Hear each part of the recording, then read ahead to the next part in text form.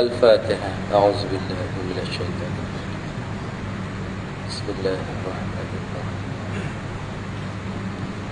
الحمد لله رب العالمين.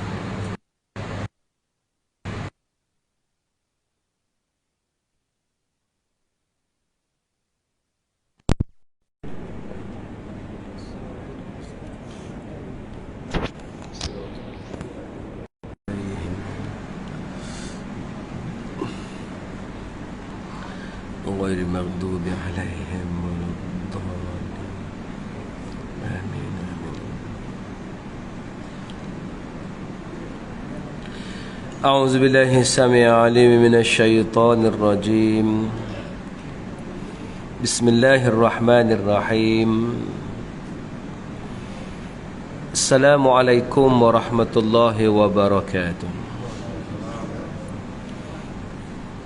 الحمد لله الذي أرسل رسوله بالهدى ودين الحق ليظهره على الدين كله وكفى بالله شهيدا وكفى بالله وكيلا. اللهم صل وسلم وبارك على محمد وعلى آله وصحبه ومن تبعهم بإحسان إلى يوم الدين. أما بعد، فيا عباد الله اتقوا الله، أوصيكم ونفسي بتقوى الله، فقد فاز المتقون.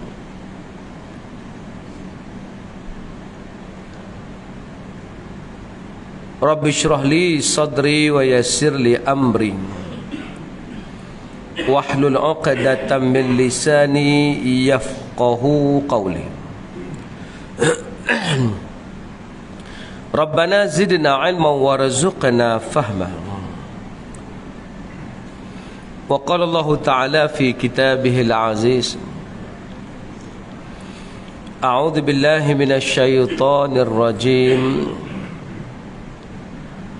لقد كان لكم في رسول الله أسوة حسنة لمن كان يرجو الله واليوم الآخر وذكر الله كثيرا. صدق الله العظيم. Pertamanya marilah kita memanjatkan syukur pada Allah Subhanahu wa taala. Alhamdulillah, pada tengah hari yang penuh barakah ini Allah memberikan kesempatan kepada kita untuk bertemu. Kita insya-Allah akan menyambut peristiwa kelahiran baginda Nabi sallallahu alaihi wasallam. Tandanya bahawa kita cinta kepada baginda. Tetapi perkara yang perlu kita ingat, kecintaan kita kepada Nabi SAW tidak menyebabkan kita mentakdiskan, yakni mensucikan Nabi sampai ke tahap baginda itu menyamai darjat dengan Allah Subhanahu wa taala. Kenyataan ini memang nampak macam ada kontroversi sikit. Tetapi kenyataan ini betul-betul kita nak mengambil balik apa yang Nabi pesan kepada kita. Fala taj'alu qabri masjidah. Jangan kamu berani mengambil kubur aku sebagai masjid.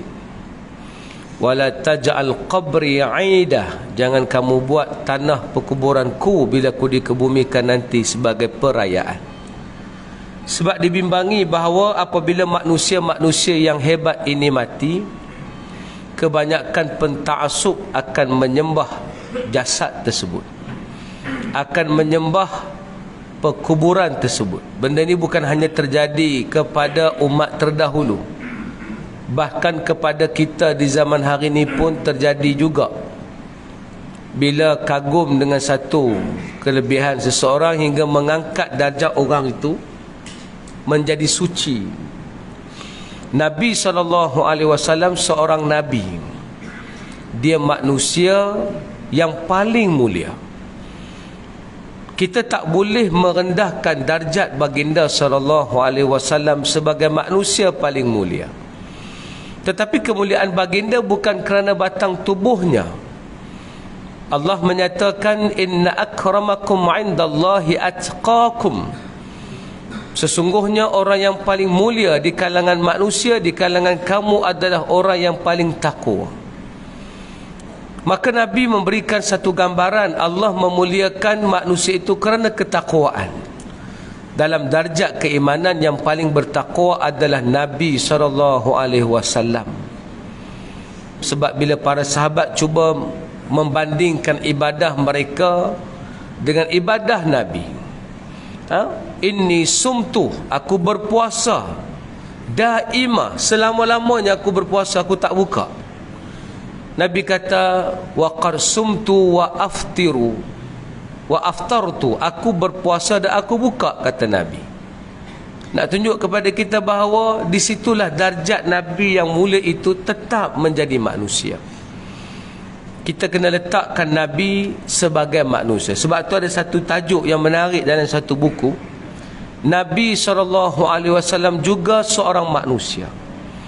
Kata penulis kitab ini, iaitu Ustaz Khubaib Akhi, katanya mengiktiraf manusiawi baginda SAW adalah kunci kepada pintu-pintu yang selama ini tertutup dari perhatian kita. Ia bukan satu inisiatif yang aneh, baharu ataupun bid'ah. Bahkan Nabi sendiri yang memulakan inisiatif dan gesaan ini, iaitu agar melihat dirinya sebagai manusia seperti mana yang Allah rakamkan dalam Quran, qul innama ana basyarum mithlukum yuha ilayya annama ilahukum ilahun wahid. Katakan wahai Muhammad, Allah suruh Nabi kata. Apa yang Allah suruh Nabi kata? Sesungguhnya aku hanya seorang manusia seperti kalian. Diwahyukan kepadaku bahawa Tuhan kamu hanyalah satu, yang Tuhan kamu adalah hanyalah Tuhan yang satu. Surah Al-Kahfi ayat 110. Maknanya Nabi sendiri meletakkan darjatnya sebagai manusia. Kerana kita bimbang, banyak orang mengangkat darjat Nabi sampai menjadi malaikat. Nabi ini maksum sampai tahap tak boleh jadi apa-apa kepada Nabi. Nabi ni sampai tahap kita kena muliakan, kita kena rasa kagum dengan Nabi, sampai Nabi ni terlampau hebat dari segi mukjizat dan sebagainya. Betul, benda tu tak salah. Tetapi jangan mengangkat darjat Nabi sampai lupa Nabi sebagai manusia. Lepas tu saya ulang balik, kemuliaan Nabi kerana dia manusia, bukan kerana dia diangkat darjat hingga menyebabkan dia terpisah daripada dunia kemanusiaan. Sebab tu hari ni ramai orang suka bawa cerita pelik-pelik pasal Nabi. Banyak cerita lebih kepada benda-benda yang kalau dilihat itu hanyalah boleh diceritakan, tapi tak boleh kita nak ambil pun sebagai ikutan. Contoh, Nabi SAW peluhnya sangat harum, diambil botol oleh para sahabiat untuk dijadikan minyak atar. Ya, itu khususiat Nabi. Nabi ada keistimewaan itu, tapi benda itu tak boleh diguna pakai oleh kita. Kita tak boleh pergi kata, oh ada seorang ulama peluhnya wangi macam Nabi SAW, kita boleh ambil peluh dia untuk buat minyak wangi. Kerana dulu ada orang ambil peluh Nabi SAW. Kita bimbang, darjat itu menyebabkan hilang kemanusiaan manusia. Jadi yang inilah menyebabkan kena letak balik Nabi di tempatnya yang sebenar, bahawa Nabi adalah manusia.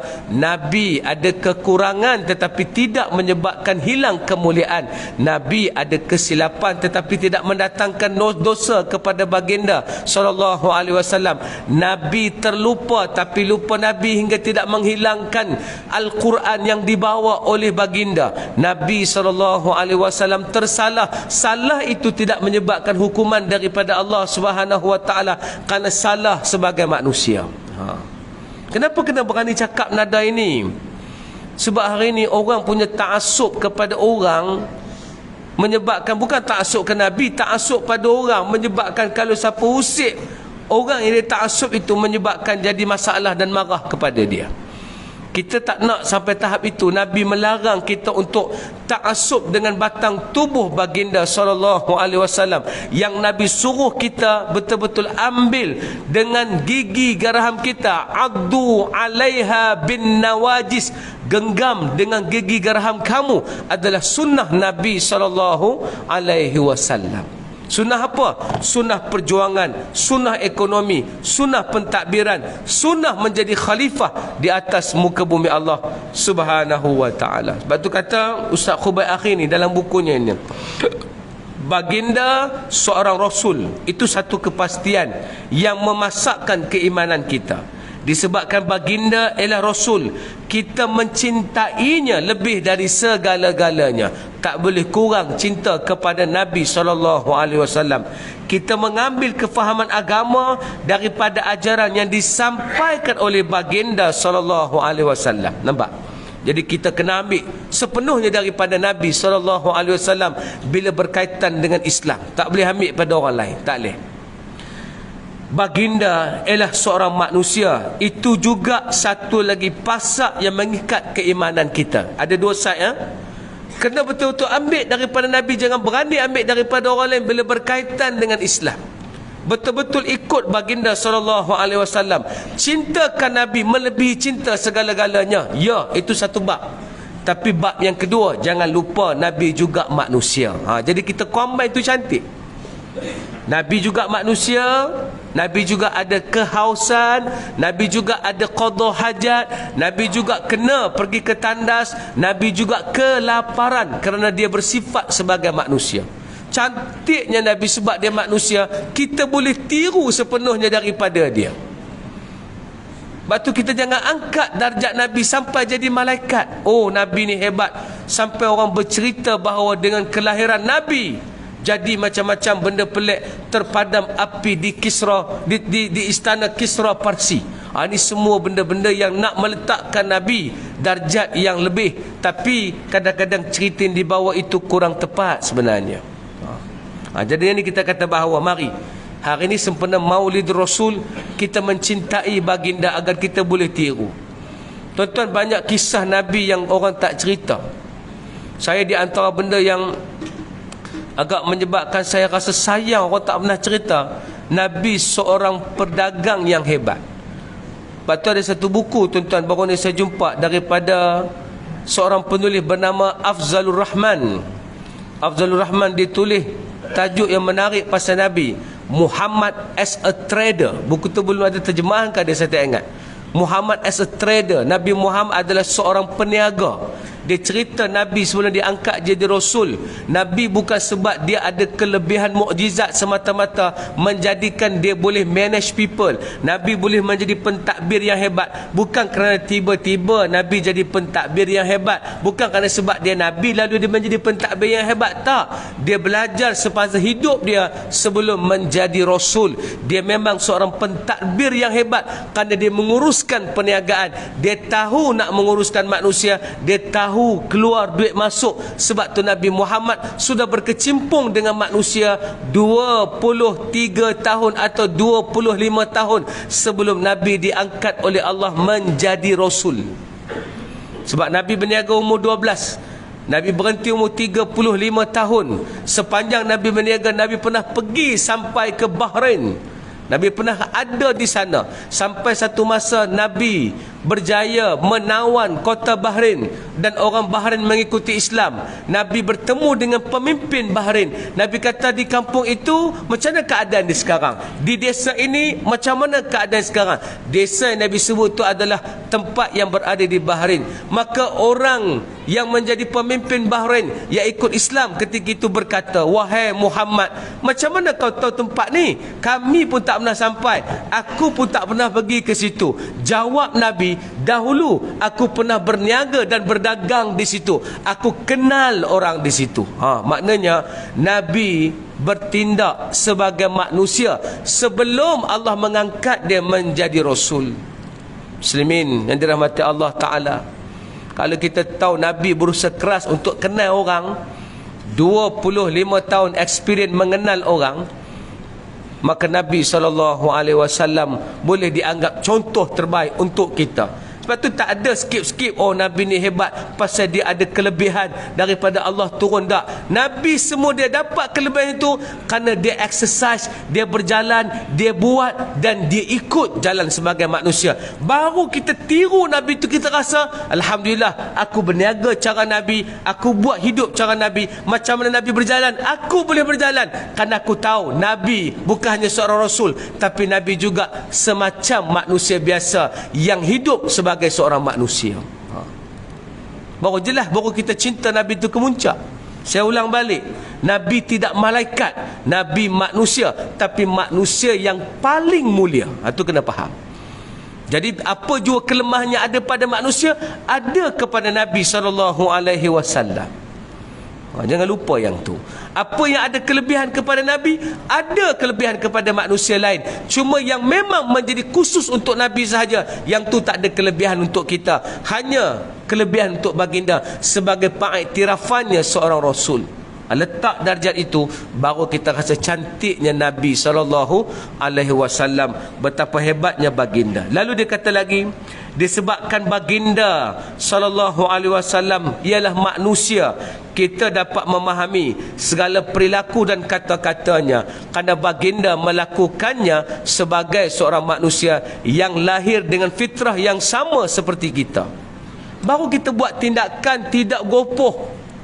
Sebab kita tahu Nabi manusia, Nabi bertindak sebagai manusia. Pernahkah kita dengar cerita Nabi SAW melarang para sahabat untuk berdakwah secara terang-terangan? Ada satu tempoh tu Nabi kata tak boleh, jangan kita sebarkan dulu secara terang-terang. Kita hanya boleh buat dakwah sirriyah, pergi jumpa orang pelan-pelan, bagi tahu pelan-pelan, jangan terang-terang. Sangat masalah kalau beritahu terang-terang. Persoalannya nak tanya, Nabi takut apa? Kan Nabi bimbang apa Nabi boleh sampai terang-terang ya?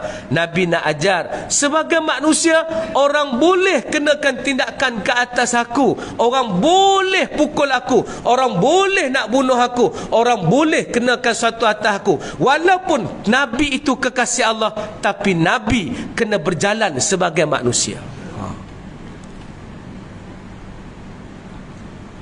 Banyak orang potong cerita, oh Nabi menang dalam perang Badar kerana Allah menolong Nabi.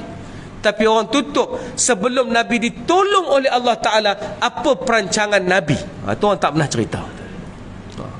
Sebab tu orang tak pernah cerita Nabi tahu jumlah tentera musuh 1000 orang. Macam mana Nabi tahu? Nabi bukan fikira seorang-seorang. Nabi menangkap pembawa air daripada orang-orang Quraisy, daripada pembantu orang Quraisy, yang bila Nabi tangkap mereka, Nabi siasat berapa ekor unta yang disembelih untuk mereka makan. Diberitahu kepada Nabi, Nabi buat calculation, seekor unta dimakan oleh berapa orang. Nabi dapat buat kesimpulan, oh tentera musuh ada 1000 orang, kita 313 orang. So nak kalah macam mana? 313 orang mesti bijaksana, boleh overcome 1000 orang dengan perancangan. Setelah selesai perancangan, baru Nabi angkat tangan pada Allah, kalau kamu tidak bantu kami wahai Allah, in tuhlik hadhil asabah, hadhil isabah, akan mati semua yang akan berjuang hari ini wahai Allah, bantulah kami wahai Allah. Baru Nabi doa. Hari ni ramai orang tak ada perancangan, dia pun buat. Tak apa, kita doa insya-Allah Taala tolong. Oh jangan. Tak apa, kita rempuh je, Allah Taala ada. Jangan. Kan mesti takhtitan, kena ada perancangan. Berapa kali ulama sebut al-haqqu bilan nizam yaghlibul batil bin nizam. Kebatilan, kebenaran kalau tak tersusun, kebenaran kalau tak susun, pasti dikalahkan oleh kebatilan yang tersusun. Kita nak ajar, jangan semua orang bercakap benda yang tak sepatutnya. Contoh saya sebut, ini saya kata bukan salah, saya kata kena ada penambahan. Contoh orang kata, okey, kalau hang nak kaya, hang baca doa ni. Kalau hang nak kaya, hang baca doa ni. Ni doa ni tok guru kau ajak, kalau siapa baca doa ni pasti kaya. Nampak macam tak ada masalah, Tapi dia akan ada masalah bila tidak ada tambahan daripada ucapan tu. Kalau hang nak kaya, baca doa ni. Berapa ramai dah yang baca doa tu tak kaya? Berapa ramai dah yang beramal doa tu masih miskin? Adakah salah doa ataupun salah faham? Betul, baca doa tu Allah Ta'ala suruh, Nabi suruh untuk menyebabkan kekayaan. Tapi syaratnya kena ada perancangan. Setelah siapkan perancangan, buat sesuatu, selesaikan kerja, telah pun buat benda yang sepatutnya, kemudian tambah dengan doa. Orang Islam ada dua senjata. Satu adalah pekerjaan zahirnya yang Allah nak tengok. Wa qul i'malu fasayarallahu amalakum wa rasuluhu wal mu'minun. Allah nak tengok dia buat kerja. Yang kedua, doa silahul mukmin. Doa senjata orang mukmin. Patut kena cakap gini. InsyaAllah tuan-tuan, siapa beramal dengan doa ini, Allah akan bagi kaya. Tapi syarat, mesti kena buat tindakan yang betul, perancangan yang bijak, susunan yang tepat. Jangan melanggar semua etika sebagai manusia. Kena berusaha, kena rancang, kena tengok sistem, kena patuh pada arahan, ikut apa yang sepatutnya manusia kena buat. Selepas kita buat semua tu, barulah kita tambah dengan doa ni, Allah akan memberikan kita kekayaan. Kenapa orang skip hak bahagian kerja tu? Ini bahaya. Sebab saya dah tengok banyak lintas di TikTok. Tak tahulah disengajakan ataupun tidak. Bahkan sampai ada orang yang kaya-kaya pun pernah kata, Alhamdulillah Allah Ta'ala bagi saya kaya sebab ada satu amalan yang saya buat. Apa dia? Saya tulis satu ayat dalam beg saya simpan, menyebabkan doa tu saya baca ketika susah. Alhamdulillah Tuhan bagi saya kaya. Oi, bahaya tu. Bahaya. Itu penipuan atas nama agama. Bahaya. Adakah Ustaz tak percaya dengan doa tu? Saya yakin dan percaya dengan doa tu. Berapa peratus kena percaya pada doa tu? 100%. Berapa peratus kena usaha? 100%. Jangan salah faham. Kali ini terjadi kepada umat Islam, kita akan terbekal dengan banyak perkara tahyul dalam agama. Jadi sebab tu orang suka tengok cerita ajaib. Orang tengok bahawa benda ajaib ni baru agama. Kalau tak ajaib, tidak agama.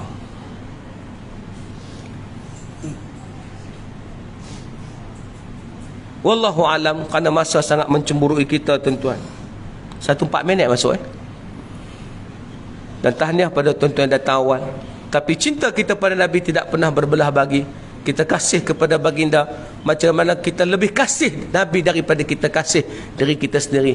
Tapi Nabi adalah orang yang mengikut peraturan kemanusiaan. Jom kita letak Nabi sebagai manusia yang paling mulia di sisi Allah Subhanahu wa taala. Selamat menyambut Maulid Rasul. Dan tak akhirnya macam biasa tuan-tuan, ada tabung untuk tujuan kami teruskan bangun app bernama Usas Pro. Tujuan Usas Pro ni adalah untuk kita bagi bahan pada semua orang. Sudah ada app, sudah ada website, sudah ada pun di Instagram, di Telegram dan di Facebook. Tuan-tuan boleh follow kami insya-Allah. Semangat tuan-tuan, kami buat video, tuan-tuan boleh tengok video dan sebagainya insya-Allah.